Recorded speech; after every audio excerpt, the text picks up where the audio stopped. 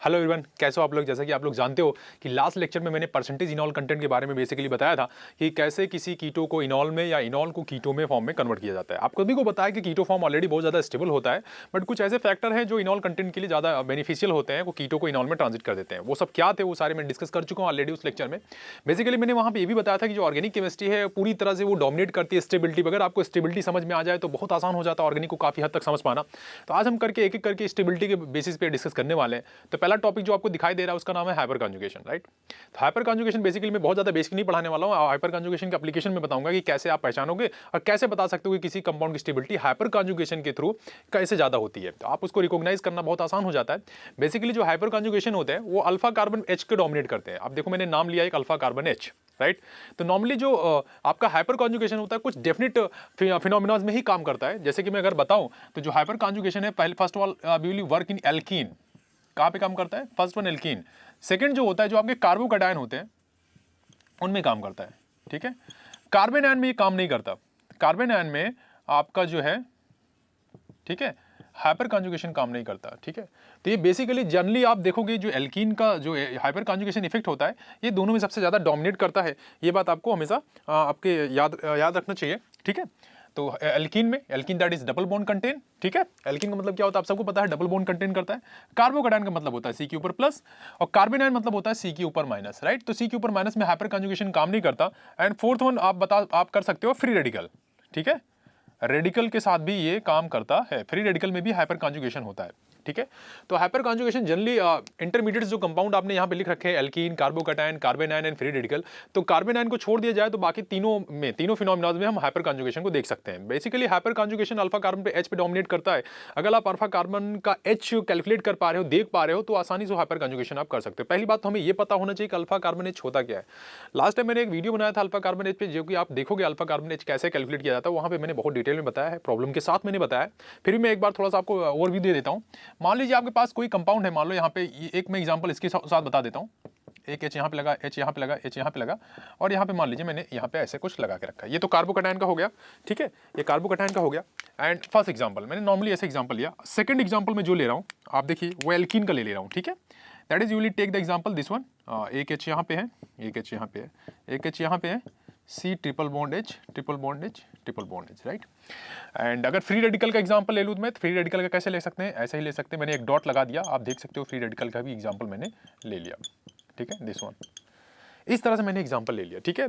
तो बेसिकली क्या होता है कि जहां पे आपके पास प्लस चार्ज है या आपके पास डबल बॉन्ड है या आपके पास रेडिकल है, उसके जस्ट बगल का जो कार्बन होता है ना उसको अल्फा कार्बन बोलते हैं। उसके जस्ट बगल वाला carbon that is neighbour carbon, ये पहला कार्बन है इसका, ये अल्फा होगा।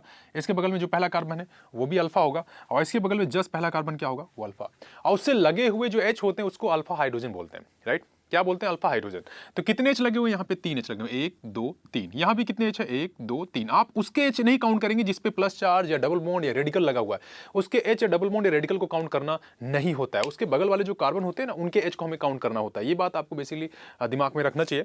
That is a radical. यहाँ पे कार्बन पे रेडिकल है, ऑलरेडी इसके साथ 2 एच है, लेकिन इसको काउंट नहीं करेंगे ये, क्योंकि पार्टिसिपेट नहीं करेंगे ना हाइपर कॉन्जुगेशन में। कैसे होगा वो मैं बताऊंगा अभी। तो इसके बगल में जो कार्बन है ना उसमें 3 एच लगे हुए हैं, राइट। तो वही पार्टिसिपेट करेंगे हाइपर कॉन्जुगेशन में। तो ये चीज आपको पता होनी चाहिए कि जहां पे प्लस चार्ज हो, जहां पे रेडिकल हो, जहां पे डबल बॉन्ड हो, उसके बगल वाला जो कार्बन होता है वो अल्फा कार्बन, उसमें कम से कम ये फिनोमिना को शो करने के लिए कम से कम एक हाइड्रोजन तो होना जरूरी ही है। जितने ज्यादा हाइड्रोजन होंगे उतना ज्यादा स्टेबिलिटी को टेंस आउट होगा, बट अगर जितने कम हाइड्रोजन होंगे उतनी स्टेबिलिटी कम बढ़ेगी। लेकिन हाइपर कॉन्जुगेशन शो करने के लिए कम से कम आपके पास एक हाइड्रोजन होना जरूरी है। अगर आपके पास अल्फा कार्बन पे हाइड्रोजन नहीं होंगे तो हाइपर कॉन्जुगेशन इफेक्ट शो नहीं होगा, ठीक है। ये बात आप हमेशा याद रखना। तो ये चीज था, थोड़ा सा बैकग्राउंड था इसका, बेसिक था। तो मैं अब बताता हूं कि हाइपर कॉन्जुगेशन काम कैसे करता है, उसके बाद हम क्वेश्चंस करेंगे यार, राइट। तो कैसे काम करता है वो चीज हम सीखेंगे अभी, कि हाइपर कॉन्जुगेशन डबल बॉन्ड में, एल्कीन में या रेडिकल में एक ही जैसा काम करता है। सारे फिनोमिना, सारे फैक्टर एक ही जैसे काम करते हैं। और हाइपर कॉन्जुगेशन को कई बार हम इस नाम से जानते हैं, hyper conjugation also known as sigma pi resonance, ठीक है। सिग्मा पाई रेजोनेंस के नाम से भी जानते हैं इसको हम, ठीक है, NaNC, ठीक है। और नो बॉन्ड रेजोनेंस भी बोलते हैं इसको, नो बॉन्ड रेजोनेंस ये भी बोलते हैं इसको, ठीक है। तो ये इसके दो नाम है, ठीक है, no bond resonance, sigma pi resonance या फिर no bond resonance is also called hyper conjugation, right. तो कैसे बेसिकली इसका इफेक्ट होता है जरा हम देख लेते हैं।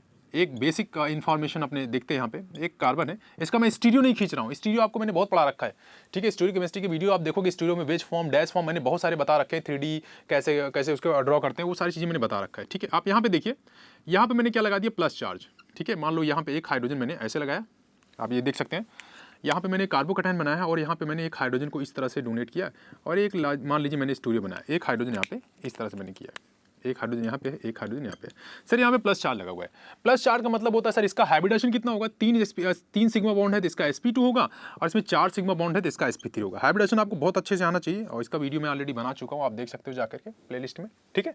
इसके पास वैकेंट ऑर्बिट है, क्या है इसके पास, वैकेंट ऑर्बिट है। अगर आप देखोगे इसके पास खाली इलेक्ट्रॉन है, इसके पास वैकेंट ऑर्बिट है, राइट। और यहाँ पे क्या है, ऑलरेडी बॉन्डेड है, यहाँ पे क्या है, ऑलरेडी ये बॉन्ड बनाया हुआ है, फील्ड है, यानी इसको सिग्मा बॉन्ड होते हैं, सिग्मा फील्डेड है ये, ठीक है। तो इसमें क्या इंटरेक्शन होने की वजह से सिग्मा बॉन्ड का फॉर्मेशन हुआ है ये इनके बीच में, तो इसलिए पूरी तरह से फील्ड है। और ये क्या है, वैकेंट है, ये जो p ऑर्बिटल है ये कैसा है, वैकेंट ऑर्बिट है, खाली ऑर्बिट है, ठीक है। तो अब होता क्या है, जब किसी कंपाउंड में अननेसेसरी जब चार्ज जनरेट हो जाता है ना, जैसे कि प्लस चार्ज या माइनस चार्ज जो भी चार्ज जनरेट होता है, वो मॉलिक्यूल को डिस्टेबलाइज कराता है, क्योंकि जितना देर चार्ज वहाँ पे रुकेगा ना, उतना वो क्या करेगा, कंपाउंड की एनर्जी को बढ़ाता रहेगा। तो आपको क्या करना होता है, किसी भी तरीके से, किसी भी इफेक्ट से आपको उस प्लस चार्ज को या माइनस चार्ज को, जो भी चार्ज बन रहा है, उसको मिनिमाइज कराना होता है। तो मिनिमाइज कराने के लिए हमें क्या करना होता है, या तो आप बॉन्ड बनाओ या तो कोई दूसरा कंपाउंड ले आके जोड़ दो, दो ही इफेक्ट होते हैं। हमें दूसरा कंपाउंड लाके जोड़ना नहीं है, बट हमें इसी को ऐसे मैनेज करना है कि ये चार्ज मिनिमाइज हो जाए। होता क्या है, ये वैकेंट ऑर्बिट है, इसको इलेक्ट्रॉन की बहुत जरूरत है क्योंकि वैकेंट है। तो क्या करता है, बगल वाले से इलेक्ट्रॉन को क्या करना होता है, पोलराइज करना स्टार्ट करता है। तो ये जो इलेक्ट्रॉन फील्ड है, ये अपना इलेक्ट्रॉन कहाँ पोलराइज कर देता है, इसके वैकेंट ऑर्बिट में डोनेट कर देता है। तो डोनेट करता है तो होता क्या है इसमें, अगर इसको हम डोनेशन करें तो डोनेशन होने के दौरान क्या होता है, ये H, ये ऐसे, और ये अपना इलेक्ट्रॉन जब डोनेट करता है तो यहाँ पे क्या हो जाता है, डबल बॉन्ड कैरेक्टर आ जाता है। कैसा कैरेक्टर आ जाएगा, डबल बॉन्ड, H+ यहाँ से रिलीज हो जाता है, यहाँ पे कैसा कैरेक्टर आ जाता है, डबल बॉन्ड, ठीक है। तो ये जैसे अपना इलेक्ट्रॉन पेयर यहाँ पे डोनेट करेगा, ये तुरंत यहाँ पे क्या हो जाता है, एक सिंगल बॉन्ड बन जाता है। पहले तो आपके पास एक सिग्मा बॉन्ड ऑलरेडी था ही, इलेक्ट्रॉन के पोलराइजेशन से एक बॉन्ड और आ जाता है, और यहाँ पे जो प्लस चार्ज था वो क्या हो जाएगा, रिमूव हो जाएगा। अब देखो पहले क्या था, अपने पास सिंगल बॉन्ड थे, बाद में क्या हो गया, डबल बॉन्ड, यानी कि सिंगल बॉन्ड से डबल बॉन्ड में कन्वर्ट हो गया, यानी इसकी स्टेबिलिटी क्या हो गई, बढ़ गई, हाईली स्टेबल हो गया, है ना, या हाईली स्टेबल हो गया। ये उतना स्टेबल, लेस स्टेबल था, क्योंकि चार्ज भी पैदा था, इसमें चार्ज जनरेट हुआ था, इसलिए क्या हो जाएगा, लेस स्टेबल था। लेकिन ये हाइपर कॉन्जुगेशन के बाद ये क्या हो गया, स्टेबल हो गया। सर जरूरी नहीं कि आप इसी हाइड्रोजन के साथ ये काम कर सकते हो, सर ये भी हाइड्रोजन कर सकता है ये काम ये भी हाइड्रोजन कर सकता है, बिल्कुल कर सकता है। नंबर ऑफ हाइड्रोजन कितने हैं, 3, यानी 3 बार आप इस तरह को रेजोनेंस आप हाइपर कॉन्जुगेशन करा सकते हो, एक बार इस हाइड्रोजन से, एक बार इस हाइड्रोजन से, एक बार इस हाइड्रोजन से। तो तीनों हाइड्रोजन से आप ये काम तो कर ही सकते हो। और उस सिग्मा बॉन्ड के बीच में क्या हो जाएगा, आपके पास यहाँ डबल बॉन्ड कैरेक्टर आ जाएगा। सिग्मा बॉन्ड क्या हो जाएगा, डबल बॉन्ड। तो सिग्मा बॉन्ड ज़्यादा मजबूत होता है या डबल बॉन्ड, आपको पता है डबल बॉन्ड को ब्रेक करने में बहुत सारी एनर्जी लगती है, 500 से लेकर के 580 550 के अप्रॉक्स एनर्जी जाती है पर किलो जूल ब्रेक करने के लिए सी डबल बॉन्ड सी को, ठीक है। तो ये हाईली स्टेबल हो गया। तो अब यही स्टेबिलिटी को डिसाइड किया जाता है हाइपर कॉन्जुगेशन से। अब सबसे बेसिक बात ये होती है कि जो भी आपके पास कार्बोकैटायन होता है या डबल बॉन्ड होता है या फिर रेडिकल होता है, अगर उसके बगल में अल्फा कार्बन है, उसमें ज़्यादा से ज़्यादा H लगे होंगे तो उतना ज़्यादा चार्ज को मिनिमाइज करेगा। आप बात समझ रहे हो, जितना मतलब ये बिलियंस टाइम क्या करते हैं, रिजोनेट करते हैं, ये बिलियंस टाइम ये H जो है इधर रिजोनेट करता है, ये इधर घूमता है, ये घूमता है। स्पेक्ट्रोस्कोपी टेक्नोलॉजी से जब देखा गया था तो ये देखा गया था बहुत मिली सेकंड में क्या होता है, ये फ्लिप करते रहते हैं, ये जो डबल बॉन्ड है सिंगल में कन्वर्ट होता रहता है। ये सारे हाइड्रोजन एक साथ ऐसा ही काम करते हैं, ठीक है। तो इसका मतलब सर एक बात क्लियर हो गई कि जितना कम से कम चार्ज जनरेट होगा उतनी स्टेबिलिटी उसकी ज्यादा होगी, यानी उसमें हमेशा डबल बॉन्ड कैरेक्टर ही आएगा, यानी वो हमेशा स्टेबल होगा। तो एक बात ये समझ में आ रही है कि जितना ज्यादा अगर H होगा, जितने ज्यादा ह्यूज नंबर में H होंगे, उतना ज्यादा वो कंपाउंड स्टेबल होने वाला है, क्योंकि उतनी देर तक H जो प्लस चार्ज है मिनिमाइज रहेगा, उतनी देर तक हमको प्लस चार्ज दिखाई नहीं देगा। क्यों, क्योंकि सर बार बार क्या हो रहेगा, single bond double bond, single bond double bond में कन्वर्ट हो रहेगा, सिंगल बॉन्ड डबल बॉन्ड में कन्वर्ट हो रहेगा। तो जितनी बार वो डबल बॉन्ड में कन्वर्ट होगा उतनी टाइम प्लस चार्ज क्या होगा, गायब हो जाएगा, उतनी टाइम प्लस चार्ज गायब हो जाएगा। तो जब डबल बॉन्ड कैरेक्टर आएगा तो स्टेबिलिटी तो पहले से ज्यादा बढ़ती ही रहेगी ना, हमेशा ही बढ़ती रहेगी। तो वही चीज मैं बता रहा हूं कि अल्फा जब भी कभी आपका कार्बोकैटायन जनरेट हो या डबल बॉन्ड जनरेट होता है तो उसके बगल में अल्फा कार्बन पे जितने H होते हैं ना, वही उसकी स्टेबिलिटी डिसाइड करते हैं। तो बेसिकली हमको कौन सी बात समझ में आई, जरा एक बात ये समझ में आई कि अगर जहां पे कार्बोकैटायन जनरेट होता है, मान लीजिए हमने कार्बोकैटायन को जनरेट किया, मान लीजिए क्या किया मैंने, कार्बोकैटायन बनाया, ठीक है। यहाँ पे मैंने एक H लिखा और यहाँ पे मैंने क्या किया, कार्बोकैटायन जनरेट किया, ठीक है। यहाँ पे H लगा दिया, यहाँ पे H लगा दिया, यहाँ पे H लगा दिया। मैंने यहाँ से एक कार्बन और खींच दिया, यहाँ पे ऐसे ऐसे ऐसे, और यहाँ पे मैंने एक और खींच दिया H, ये आपको दिखाई दे गया, ठीक है। और ये भी मैंने बताया था कि अगर एक कार्बन 3 लोगों से कनेक्ट हो, 3 कार्बन से, तो उसको हम क्या बोलते हैं, टर्सरी बोलते हैं, 3rd डिग्री, ठीक है। ऐसे आप सेकेंडरी भी बना सकते हो, पहला वाला जो एग्जांपल था वो प्राइमरी का ही था, ठीक है। अब हो गया रहा सर, हमको प्लस चार्ज को मिनिमाइज करना है ताकि स्टेबिलिटी को बढ़ाया जा सके, ठीक है, क्योंकि ये सब प्लस आई अभी आप यही समझो प्लस आई ग्रुप क्या होते हैं, जो इलेक्ट्रॉन डोनेट करते हैं, वो मैं आपको प्लस आई इंडक्टिव इफेक्ट पढ़ाऊंगा तो मैं उसमें बताऊंगा आपको कैसे। तो ये क्या करते हैं, इलेक्ट्रॉन डोनेट करने का मतलब क्या, H एक बार इससे जाएगा, एक बार इससे जाएगा, एक बार इधर जाएगा। अब देखो मैंने क्या बताया था कि कहाँ कहाँ से H प्लस डोनेशन होता है, तो सर इसके बगल में अल्फा कार्बन कितने लगे, 1 2 3, ये सबको दिखाई दे रहा होगा। इससे जस्ट कनेक्टेड कार्बन हमको काउंट करने 1 2 3, ठीक है। अब उसमें कितने लगे सर, 3 इधर लगे हुए, 3 इधर लगे हुए, 3 इधर लगे हुए, टोटल 9 अल्फा एच लगे हुए हैं, ठीक है, 9 अल्फा एच।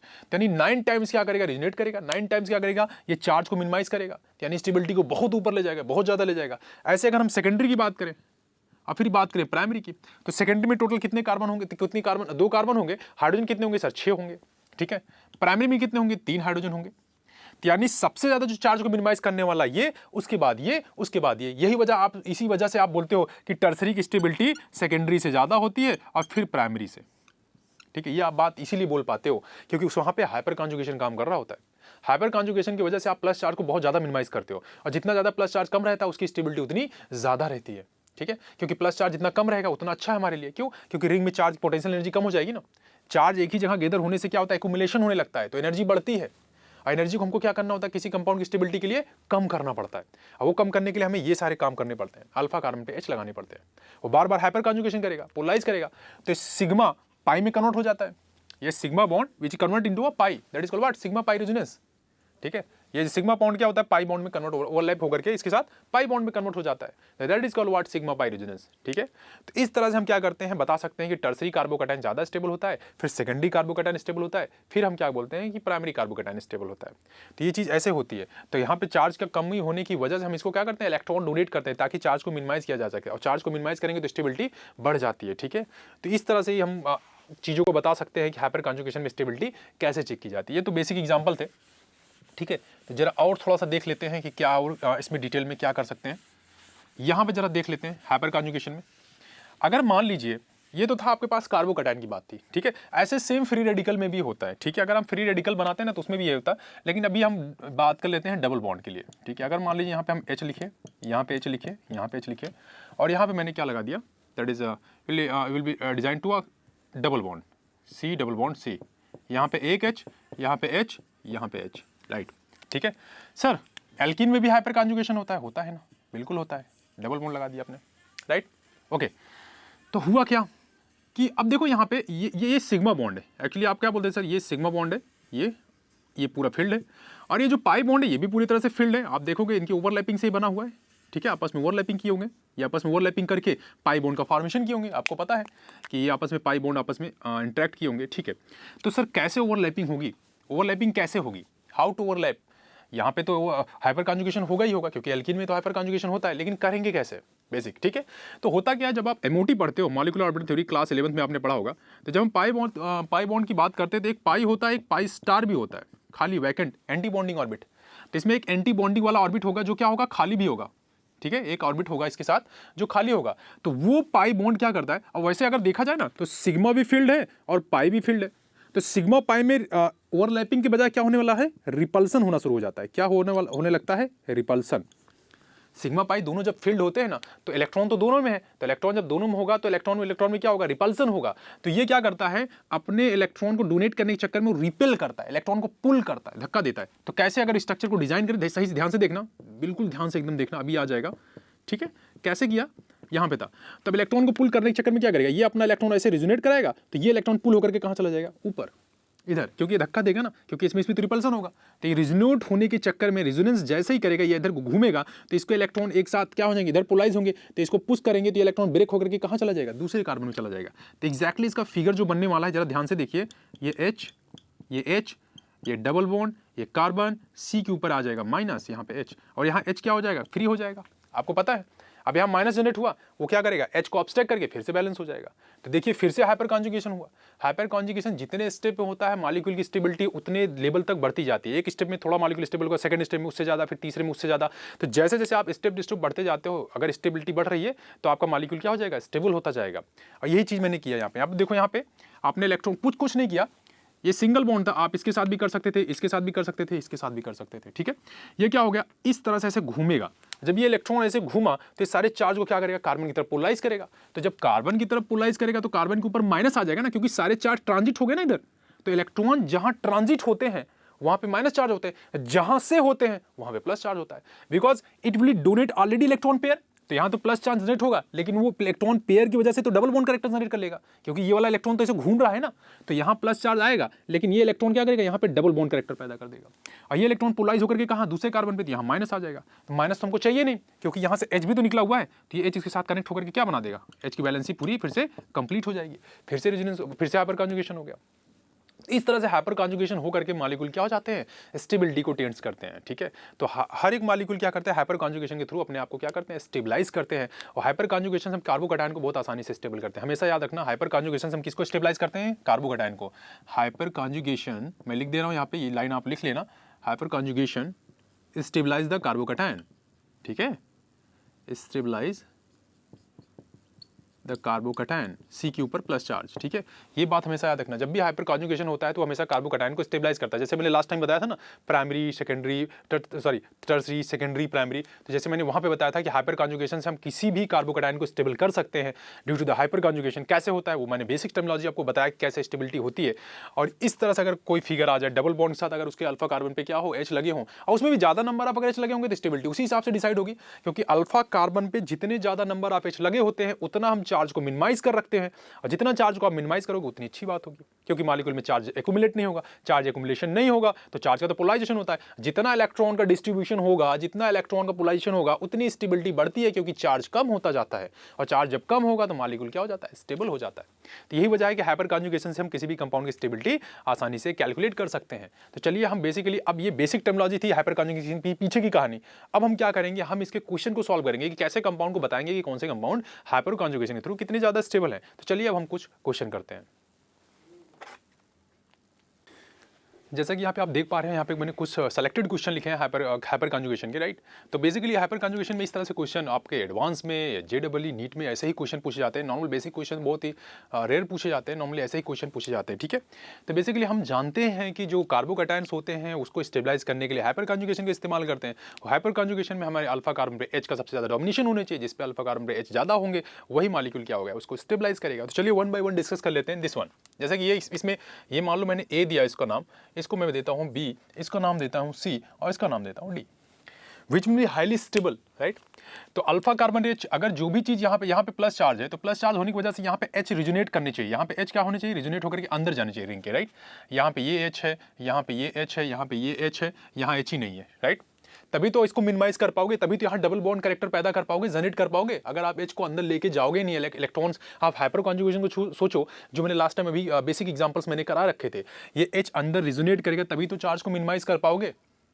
अंदर रिजोनेट करेगा, माइनस चार्ज, माइनस प्लस में डबल बॉन्ड कैरेक्टर आएगा, तो माइनस प्लस बन करके क्या हो जाएंगे, जब ये प्लस और माइनस होता है इनके बीच में अट्रैक्शन से क्या हो जाता है, बॉन्ड बन जाता है, तभी तो ये प्लस चार्ज मिनिमाइज होंगे। और प्लस चार्ज को मिनिमाइज करने के लिए हमें अल्फा कार्बन होने चाहिए, जो कि अल्फा कार्बन सब में दिया है, 1 2, ये सब जो रिंग से कनेक्टेड है वो पहला कार्बन जो है अल्फा ही होता है, अगल बगल के नहीं काउंट करने हमें, क्योंकि जो कार्बन का H रिजोनेट करेगा वही अल्फा कार्बन काउंट होगा। यहाँ पे ये अल्फा कार्बन नहीं है, ये जो बगल में लगे हुए इनके, ठीक है, ये अल्फा कार्बन नहीं है। रिंग से डायरेक्टली कनेक्टेड जो कार्बन होगा वो अल्फा कार्बन होगा, और उसमें क्या होने चाहिए, H। तो बेसिकली जिसमें H सबसे ज्यादा होगा उसकी स्टेबिलिटी ज्यादा होगी। तो इसमें कितने H लगे हुए हैं सर, 3 H लगे हुए हैं। यहाँ पे कितने लगे हुए हैं, 1, यहाँ पे कितने लगे हुए हैं, 2, यहाँ पे कितने लगे हुए हैं, 2, सॉरी 0। ठीक है, अब आपको पता चल गया होगा कि स्टेबिलिटी का ऑर्डर क्या है, बहुत आसान है। और मैंने आपको ये भी ये लाइन बता रखा है कि हाइपर कॉन्जुगेशन के लिए जो कार्बोकैटायंस होते हैं उसको स्टेबलाइज करने के लिए अल्फा कार्बन H होना चाहिए हमें। तो जितने ज्यादा अल्फा कार्बन पे H होंगे वही ज्यादा स्टेबलाइज करेगा। तो यहाँ 3 है, यानी A नंबर सबसे पहले आएगा, उसके बाद कौन सा आएगा, C नंबर, ठीक है, उसके बाद कौन सा आएगा, B नंबर, उसके बाद सबसे लास्ट में कौन आएगा, D नंबर। ये होगा आपके स्टेबिलिटी का ऑर्डर। किसी को अगर समझ में नहीं आया तो बोल सकते हो, मतलब दैट मीन्स कैसे कि आपने प्लस चार्ज लिखे थे सब पे, सर स्टेबिलिटी है, प्लस चार्ज ज्यादा देर तक रुकना नहीं चाहिए, आप उसको मिनिमाइज कराओ। मिनिमाइज करने का तरीका क्या है हमारे पास, हाइपर कॉन्जुगेशन, राइट। तो मैंने यहाँ पे मिथाइल ग्रुप लगा रखे हैं, ठीक है। बेंजीन रिंग से कनेक्टेड पहला कार्बन जो होता है वही अल्फा होगा, यहाँ पे भी अल्फा, वही यहाँ भी अल्फा होगा, वही यहाँ भी अल्फा होगा, वही यहाँ भी अल्फा होगा, सब पता है आपको, ये अल्फा अल्फा अल्फा कार्बन है, राइट। और इसमें लगे हुए H वही रिंग के अंदर जाएंगे, रिंग के अंदर वही डोमिनेट करेंगे, राइट। ये H जो रिंग के अंदर जाने वाले हैं यही H जाने वाले, बाकी तो कोई H जाएगा नहीं। तो ये बगल वाले कार्बन के H आप लेके मत जाना अंदर, क्योंकि ये रिजोनेट ही नहीं कर पाएंगे, क्योंकि लिंक ही नहीं है आप हाइपर कॉन्जुगेशन का, ठीक है। तो ये वाला H, आप सबसे बड़ी बात है जितना ज्यादा H लगा होगा वही उतना हाइपर कॉन्जुगेशन होगा, उतने टाइम्स आप प्लस चार्ज को मिनिमाइज करके रखोगे। तो सबसे ज्यादा एच तो हमारे यहाँ पे काउंट कर लो ना, 1 2 3, यहाँ पे कितने हैं 1, यहाँ पे आजू बाजू में कितने हैं 2, यहाँ है ही नहीं, एक भी नहीं है, ठीक है। तो जितने ज्यादा एच होंगे स्टेबिलिटी उतनी ज्यादा होगी। तो ए की स्टेबिलिटी सबसे ज्यादा, फिर सी की, फिर बी की, फिर डी की। नेक्स्ट वन, बहुत अच्छा क्वेश्चन है, बहुत ही अच्छा क्वेश्चन है, मैं स्टार बना दे रहा हूँ, ठीक है, हैशटैग भी बना रहा हूँ, दोनों बना दे रहा हूँ। बहुत अच्छा क्वेश्चन है एक्चुअली, राइट। आइसोटोपिक इफेक्ट एक होता है, आइसोटोपिक इफेक्ट की वजह से होता है। देखो यहाँ पे भी प्लस चार्ज रखा है, लेकिन बेसिकली आपने यहाँ पे मिथाइल लगा हुआ है, यहाँ पे उसके आइसोटोप का इस्तेमाल किया है, CD3CT3। अच्छा क्वेश्चन है, इसमें भी आपको स्टेबिलिटी ऑर्डर को बताना है। तो होता क्या है, जैसे यहाँ पे आपने मिथाइल रखा था, देखो यहाँ पे मैं बता देता हूँ कैसे इसको करेंगे आप, ठीक है। यहाँ पे बेसिकली मैं आपको बता देता हूँ कैसे करते हैं, right. You will see is there CH यहाँ पे ये लगा था, ठीक है, ध्यान से देखना। नेक्स्ट वन आपके लगा रखा है डी, ठीक है, यहाँ पे डी, यहाँ पे ग्रुप रिंग लगा हुआ है। अगला नेक्स्ट कंपाउंड आपने डिजाइन किया टी, ठीक है। इस तरह से आपने इन सब कंपाउंड को लगा के रखा हुआ है, ठीक है। अब होता क्या है, होता ये है कि ये जो कंपाउंड आपने बनाया है मिथाइल, इसके ड्यूटेरियम के, इसमें टाइटेनियम लगा रखे हैं, तो इनमें आइसोटोपिक इफेक्ट काम करता है, आइसोटोप्स, ठीक है। तो आइसोटोप ही है एक्चुअली, इसको आइसोटोपिक इफेक्ट बोलते हैं, क्योंकि हाइड्रोजन के आइसोटोप आपने लगा रखे हैं, ठीक है। तो होता क्या है कि यहाँ पे लेंथ का फैक्टर काम करता है, ठीक है। अगर यहाँ देखें तो इनकी लेंथ ज़्यादा होती है, इनकी लेंथ क्या होती है, मॉडरेट होती है, इनकी लेंथ क्या होती है, बहुत कम होती है, लेस इन लेंथ होते हैं। जितना कम लेंथ होगा, जितना छोटा लेंथ होगा, उतना आसानी से वो रिजोनेट नहीं कर पाएगा। जितना कॉम्पैक्ट लेंथ होगा, उतना छोटा लेंथ होगा, उतने इलेक्ट्रॉन न्यूक्लियस के करीब होगा, उनको ब्रेक करने में थोड़ी ज़्यादा एनर्जी लगानी पड़ेगी, थोड़ा टाइम लेंगे वो रिजोनेट करने के लिए। जिनकी लेंथ बहुत ज़्यादा होगी, इलेक्ट्रॉन का पोलराइजेशन होता रहता है, वो आसानी से फ्लिप करके रिंग के अंदर डोमिनेट कर जाते हैं, ठीक है। तो CH की लेंथ क्या होती है, ज़्यादा होती है, CD की क्या होती है, मॉडरेट होती है, बीच की होती है, और CT3 की लेस इन लेंथ होती है। लेंथ यानी बहुत छोटी होती है, यानी अगर लेंथ बहुत छोटी होगी तो ये रिजोनेट करने में काफ़ी टाइम लगाएंगे, यानी रिजोनेंस को, यानी चार्ज को मिनिमाइज करने में टेक अ टाइम, ठीक है। ये मॉडरेट यानी बीच, यानी इन दोनों के बीच में आने वाले, लेकिन इनको टाइम लगने में कोई ज़्यादा तकलीफ नहीं होगी, ये आसानी से क्या करेंगे, रिंग के अंदर रेजोनेट कर जाएंगे। तो बस इसमें आइसोटोपिक इफेक्ट लगना था। इनकी बीच की जो लेंथ होती है वो बिगर होती है, ज़्यादा होती है, हाई, ठीक है, हाई लेंथ, ठीक है। ये मॉडरेट होता है, इनके बीच का जो लेंथ होता है वो मॉडरेट होता है, ठीक है। और ये क्या होता है, लेस इन लेंथ, ठीक है, लेस लेंथ होता है। लेंथ ज़्यादा छोटी होगी तो वो चार्ज को मिनिमाइज करने में टाइम लगाएंगे, क्योंकि उनको बॉन्ड ब्रेक होगा, बॉन्ड ब्रेक होकर वो रिंग में रिजोनेट करेगा, तब जाके चार्ज को मिनिमाइज कर पाएगा। लेकिन यहाँ पे क्या होगा, ऑर्डर ये आएगा। ऑर्डर क्यों आएगा, क्योंकि CH3 के बीच की बॉन्ड लेंथ थोड़ा ज़्यादा होती है, तो आसानी से बॉन्ड को ब्रेक किया जा सकता है, और ब्रेक होगा तो आसानी से ये रिंग में रेजोनेट कर जाएगा। लेकिन इसको थोड़ा टाइम लगेगा, क्योंकि ये मॉडरेट है, बीच का है, और ये सबसे छोटे लेंथ होते हैं, इनको ब्रेक करने में और ज़्यादा टाइम लगेगा, ठीक है। तो जितना टाइम लगेगा चार्ज को मिनिमाइज करने में, उसकी स्टेबिलिटी उतनी कम होती है। बेसिकली यही मैं बताना चाहता हूँ कि जितना चार्ज को मिनिमाइज करने में कम टाइम लगेगा, जितना चार्ज को मिनिमाइज करने में कम टाइम लगेगा, उतनी स्टेबिलिटी ज़्यादा, जितना ज़्यादा टाइम लोगे चार्ज को मिनिमाइज करने में, उतनी स्टेबिलिटी कम होती है। बस वही फैक्टर यहाँ पे काम कर रहा है। काम करने के पीछे का बैकग्राउंड साइंस क्या है तो सब में रेजोनेंस ही हो रहा है, ये भी आइसोटोप ही है सारे एक दूसरे के, रेजोनेट सबको करना है, सारे लोग करेंगे, चार्ज को सब लोग मिनिमाइज करेंगे, लेकिन कौन कितना जल्दी करेगा, यहाँ पे जल्दी वाला क्वेश्चन है, फास्ट। तो फास्ट भाई साहब ये H करेंगे पहले, फिर उनका दूसरा आइसोटोप करेगा ड्यूटेरियम, फिर उसके बाद उनका तीसरा आइसोटोप टाइटेनियम करेगा, ठीक है, टाइटेनियम। तो ये इस वजह से करते हैं क्योंकि इनकी लेंथ का फैक्टर यहाँ पे आ जाता है, जिसकी वजह से ये थोड़ा डिलेड हो जाते हैं। यही वजह है कि A, B, C इसके जो है आंसर होंगे। यहाँ पे आपसे ये पूछा गया है which compound is highly stable, तो हाईली स्टेबल का अल्फा कार्बन डबल बॉन्ड लगा है, डबल बॉन्ड पे अल्फा कार्बन हाइड्रोजन से चेक किया जाता है, ठीक है, अल्फा कार्बन पे। तो ये डबल बॉन्ड है, इसके बगल के अल्फा कार्बन कौन से हो सकते हैं सर, एक ये हो सकता है, एक अल्फा कार्बन ये हो सकता है, ठीक है। इतनी बात आपको समझ में आनी चाहिए। यहाँ पे 3 हाइड्रोजन है, यहाँ पे 1 हाइड्रोजन है, टोटल कितने हाइड्रोजन लगे हुए हैं, 4 हाइड्रोजन, राइट। नेक्स्ट वन, यहाँ पे जरा आप फोकस करिए, यहाँ पे इसके बगल में अल्फा कार्बन यहाँ, इसके बगल में अल्फा कार्बन यहाँ, इसके बगल में अल्फा कार्बन यहाँ, इसके बगल में अल्फा कार्बन यहाँ। यहाँ पे 2 हाइड्रोजन है, यहाँ पे भी 2 हाइड्रोजन है, 2 + 2 कितने हो गए, नीचे वाले रिंग में 4 हाइड्रोजन, ऊपर 3 + 3 जोड़ोगे 6 आएंगे, तो 6 और +4 कितने हो गए, 10 हाइड्रोजन, कितने हो गए इसमें, 10 अल्फा हाइड्रोजन, ठीक है। नेक्स्ट वन, इसकी बात कर लेते हैं यहाँ पे जरा। इसके बगल में अल्फा कार्बन, ये अल्फा कार्बन और ये अल्फा कार्बन, यहाँ पे 2H है, यहाँ भी 2H है, और यहाँ पे 1H है, 2 + 2 कितने हो गए, 4, 4 + 1 कितने हो गए, 5। अब आपने अल्फा कार्बन H लिख लिया तो आपको स्टेबिलिटी भी पता चल गई होगी कि किसकी ज़्यादा होगी, सर 10 वाले की ज़्यादा होगी, फिर 5 वाले की, फिर 4 वाले की। अगर मैं इसको नंबर दे दूँ A, B और C, तो सबसे ज़्यादा स्टेबल कौन होगा, B, उसके बाद C, उसके बाद A। अल्फा कार्बन जब हाइड्रोजन का मैंने वीडियो बनाया ना, तो वहाँ पे बेसिकली इसको बहुत सारे अच्छे ढंग से डिज़ाइन किया, वहाँ पे आप जाके देख भी सकते हो। यहाँ भी वही फैक्टर है, अल्फा कार्बन H यूज करना है, और कौन ज़्यादा स्टेबल है, alpha carbon alpha carbon alpha carbon alpha carbon, ये अल्फा कार्बन हो जाएगा और ये भी अल्फा कार्बन हो जाएगा, राइट। तो यहाँ पे कितने होंगे टोटल, 10H हो जाएंगे, यहाँ पे कितने होंगे, 2 + 2 4 हो जाएंगे। कौन ज़्यादा स्टेबल होगा, पहले वाला। जरा इसकी बात कर लेते हैं, यहाँ पे डबल बॉन्ड है, यहाँ पे डबल बॉन्ड। अल्फा कार्बन कौन से होंगे? Alpha carbon alpha carbon alpha. 3 + 3 + 2 8। यहाँ पे कितना है? Alpha alpha alpha. 3 + 3 + 2 8। दोनों इक्वली स्टेबल है। क्या हो जाएंगे ये? दोनों इक्वली स्टेबल हो जाएंगे, क्योंकि दोनों में अल्फा कार्बन पे H क्या हो गए? बराबर हो गए ना। जब दोनों पे अल्फा कार्बन पे H बराबर हो जाएंगे तो दोनों इक्वली स्टेबल हो जाएंगे। तो फिर उनको कैसे डिसाइड कर पाओगे? उनका तो हाइपर कॉन्जुगेशन आप डिसाइड ही नहीं कर पाओगे। तो इस तरह से आप बता सकते हो कि हाइपर कॉन्जुगेशन से किसी कंपाउंड को कैसे डिजाइन किया जाता है, कैसे करते हैं। ठीक है, नेक्स्ट सेक्शन में हम hyper conjugation plus H effect, minus H effect, और ये कार्बन आयन में हाइपर कॉन्जुगेशन क्यों नहीं होता है। ठीक है, कार्बन आयन मैंने बताया ना 3-4 फैक्टर लिखे थे, जिसमें मैंने आपको ये बताया था कि एल्कीन, कार्बोकैटायन और फ्री रेडिकल में हाइपर कॉन्जुगेशन होता है। मैंने कि एल्कीन यानी डबल बॉन्ड में और कार्बोकैटायन उन दोनों में आपको बताया। लेकिन मैं ये नहीं बताया कि कार्बन आयन में हाइपर कॉन्जुगेशन क्यों नहीं होता है और फ्री रेडिकल में कैसे होता है। वो चीज़ हम क्या करेंगे, पार्ट 2 में देखेंगे, और फिर उसके एग्जाम्पल और बहुत सारे क्वेश्चन हम लगाने वाले हैं। और ये भी देखेंगे कि अल्फा कार्बन में H कैसे देखते हैं, कुछ क्वेश्चन उसके होंगे और प्लस बाकी मिसलेनियस होंगे। ठीक है, तो पार्ट 2 में उस चीज़ को भी हम देखने वाले हैं।